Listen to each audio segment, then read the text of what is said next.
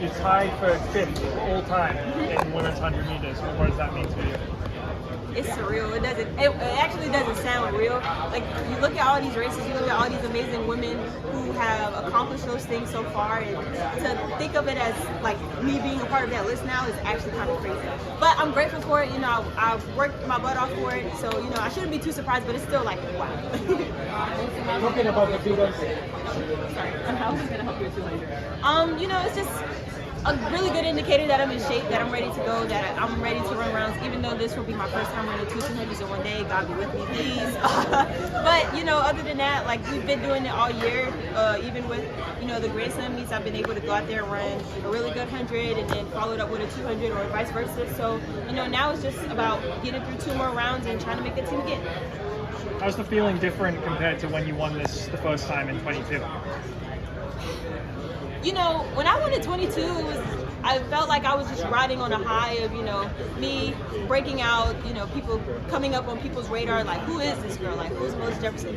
And I feel like this time around, you know, I've grown so much in these past 3 years. I've learned a lot. I've made changes. I've made sacrifices. And, you know, being the U.S. champion today, even though I still hold 2022 really near and dear to my heart, being in this moment right now just makes me happy, you know, that I didn't lose sight of what I always wanted to become. I didn't give up just because, you know, I ran a fast time and then I didn't run a fast time and then it was like, you know, starting back over from square one. I kept showing up for myself, and just to come out here and perform the way that I know I can, to execute my race the way I know I can, it just means everything. You said you made changes. I mean, you obviously won a medal in Paris last year. What are the changes between then and now that have you feeling the way you're feeling? Yeah, I feel like the biggest thing, the biggest difference between last year and this year for me is that I'm healthy. You know, I had a full healthy fall, whereas in 2024, making the team, I missed about 2.5 months of training. I came into the season with a lingering issue from the previous year, and so it was just, you know, trying to work through that and also adapting to the new coaching change.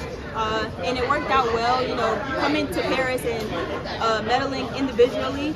I was very happy for my bronze medal just because it felt like a gold medal in my eyes, dealing with all I had to do. But then it was also like, you know, being content with that year, closing the chapter on it, and then looking at this year as it's a brand new year, it's a brand new Melissa. Like, let's see what a healthy Melissa can do. So that's what we're looking at right now. I'm from Japanese TV.